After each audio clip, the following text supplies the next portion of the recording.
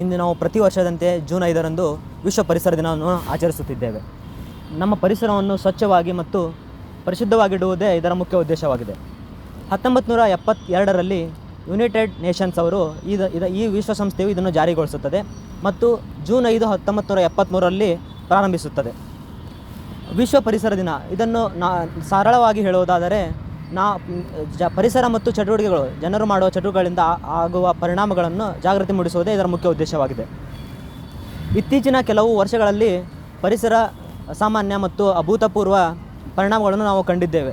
ಮುಖ್ಯವಾಗಿ ಜಲ, ಆಮ್ಲಜನಕ ಕೊರತೆ ಮತ್ತು ಬರಗಾಲವನ್ನು ನಾವು ನೋಡಿದ್ದೇವೆ. ಇದಕ್ಕೆ ಮುಖ್ಯ ಕಾರಣಗಳಾಗಿ ಅತಿ ಹೆಚ್ಚು ವಾಹನಗಳ ಬಳಕೆ, ಕಟ್ಟಡಗಳ ನಿರ್ಮಾಣ, ಕಾರ್ಖಾನೆಗಳ ನಿರ್ಮಾಣ ಮತ್ತು ಇಂಧನಗಳ ಬಳಕೆಯಿಂದ ನಾವು ಪರಿಸರ ಮಾಲಿನ್ಯವನ್ನು ಕಂಡುಕೊಳ್ಳಬಹುದು. ಇತ್ತೀಚಿನ ದಿನಗಳಲ್ಲಿ ಜನರು ಗಿಡಗಳನ್ನು ಕಡಿಯುತ್ತಾರೆ, ಬಟ್ ಯಾವುದೇ ರೀತಿಯ ಗಿಡಗಳನ್ನು ನೆಡುವುದಿಲ್ಲ.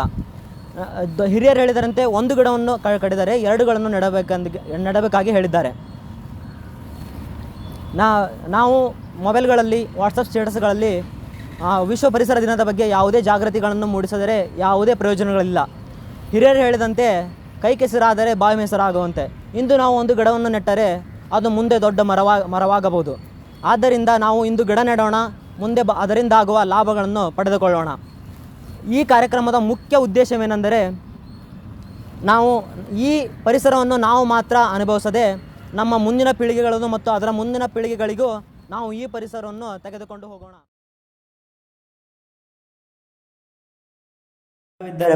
ಪರಿಸರವಿದ್ದರೆ ನಾವು. ಅರಣ್ಯ ನಾಶ ನಮ್ಮಯ ವಿನಾಶ.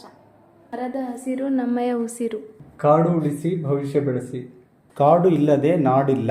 ಹಸಿರಲ್ಲಿ ಅಡಗಿದೆ ಮಾನವ ಉಸಿರು. ಕಾಡು ಉಳಿಸಿ ನಾಡು ಬೆಳೆಸಿ. ಮನೆಗೊಂದು ಮರ, ಊರಿಗೊಂದು ವನ.